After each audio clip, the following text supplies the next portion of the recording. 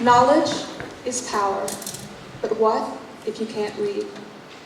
Imagine you are a small child in India. You're in the 4th grade and your name is Anu. Your teacher presents this piece of paper and asks you to read it. Can you read this for me, please, Anu? No, she cannot. And the fact is, she's not alone. In today's world, 1 billion people on our planet cannot read. And research has proven that if you cannot read by the 4th grade, the chances of you ever catching up are practically zero. And so in the 4th grade, your entire destiny has been determined. You are now part of the illiterate population that directly contributes to unemployment, poverty, crime, and disease. No community feels this more than India, home to 1/6 of the world's population. And by 2020, half of the world's illiterate population will live in India. So what is the solution to this problem? Well, we at Early Birds offered educational programs to empower mothers to prepare children before they enter the formal schooling system.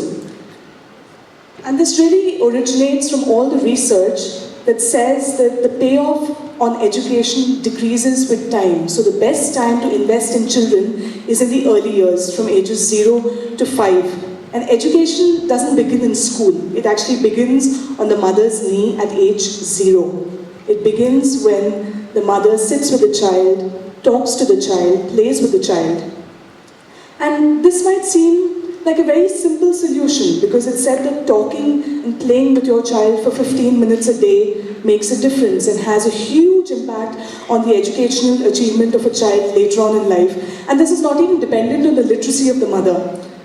So why would such a simple solution have such an impact? Well, we were surprised and we actually spoke to some NGOs working in education in India, and we also surveyed about 20 mothers in India. And everyone had the same opinion that, okay, it may be effective, but nobody really knows about it. The early childhood education market in India is virtually nascent. And we as early movers will have the potential and we will create a huge impact in the area. And so how do we go about implementing this simple solution? Well, we start by holding workshops for mothers and children. We start with really telling them how to interact. It's not just about 15 minutes of interaction. It's about 15 minutes of quality interaction every day. So we start with workshops in urban India. And for every workshop in urban India, and here is the real mantra, we hold 5 workshops in rural India. For every workshop in urban India, our cost model is such that we can hold 5 workshops in rural India for free. And with this, we can have a huge impact. And I'd like to take you through the business and financials of it as well. Thank you. So, in order to get started, we need to consider 3 key components of our business model. First of all is the money. Second of all are the partners. And the third of all is the core of a product, the curriculum. So, I will talk about the money later. So, the first thing to do as soon as we have the seed investment is go and hire people. We will hire 2 specific types of characters. It's going to be experts and fellows. Experts are teachers and experienced psychologists with a proven track record in early child educations. And fellows are young graduates from universities from all over India that want to contribute to their environment and are excited about helping rural India to improve. As soon as we have our employees, we can go on and prepare a curriculum. In order to do that, we want to partner with a company called iDiscovery, which is an Indian company that is specialized in developing curriculum for childhood education for every child bracket. And we've talked to them and they would be more than happy to help us with that. And so as soon as we have the curriculum, as soon as we have the workshop, we can go on and start talking to companies. We want to offer our childhood education program to companies so that they can offer it to their employees as part of their employee development program, as part of their work-life balance program, or just as part of a publicity measure. And as soon as we have the first paying customer, we can go on to the rural areas and talk to our to rural Indians. And what we want to do, we don't want to go there without any infrastructure. We want to use the infrastructure that's already there. And India has over 1 million community centers that are spread all over villages in India. These community centers are called Anganwadis, and they are a key strategy for the Indian government to provide rural Indians with healthcare, with education, and with a lot of more community services that are necessary. And we want to go into these Anganwadis and partner with them, and that's what we're going to do. By the time our project is done, in 5 years, or after the first 5 years of our project, we will have impacted over 200,000 mothers. So that's the plan, that's what we want to do. So we set out and talked to companies, to organizations, and to the Anganwadis to ask them for feedback. And we received very, very positive feedback. So one of our first customers could be Ernst & Young, because they said that they would be very, very, very interested in such a solution for their employees. We also talked to the Anganwadis, and they said one of the key things they need is education. So they would be more than happy to partner with us.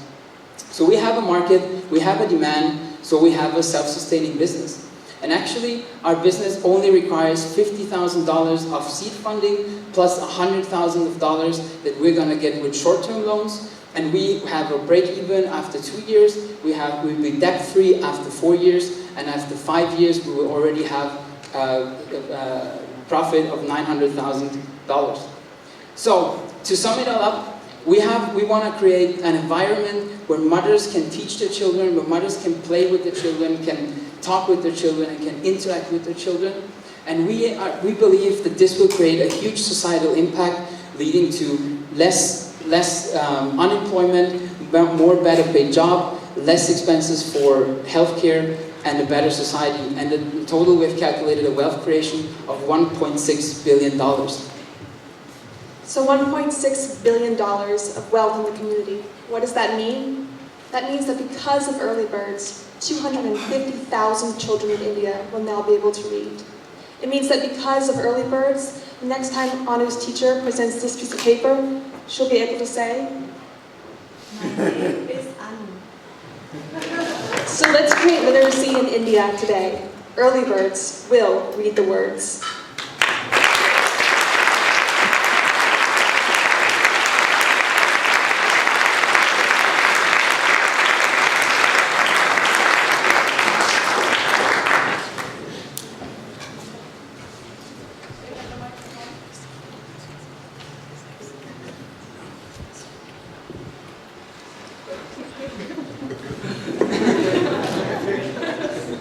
Thank you for a wonderful presentation. My question is if you're the team that is going to do this, how would your next 2 months look like? Okay. Well, we've already talked to a lot of players in this, and the good thing is that I've worked with a couple of these players. So I've been with Ernst & Young and iDiscover. And first we will start with registering the company and creating a website that would probably take about a month and a half.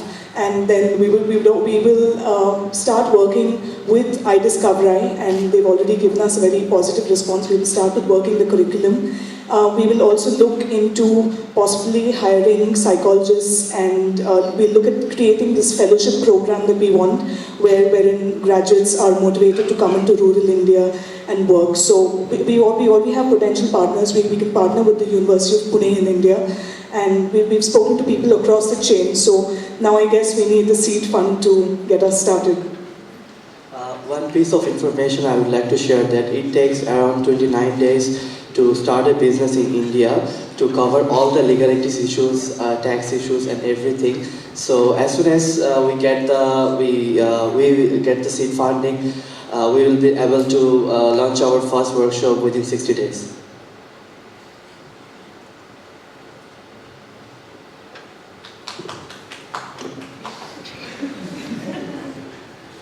I have a question.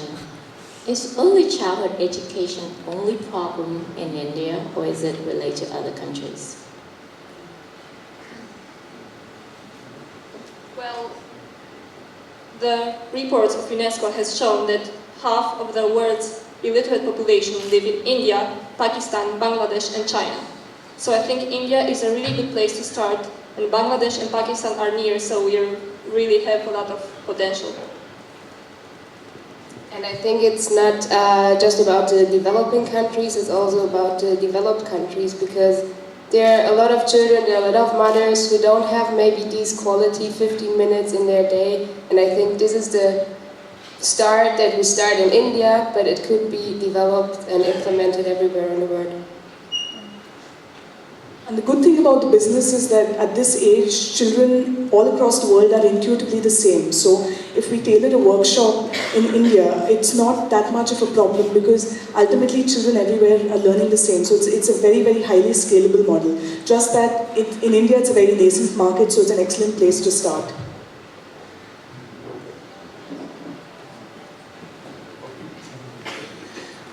Thank you for your presentation. My concern would be that you basically want to create a very big network of scaling it up. And you're talking about changing of behavior of people.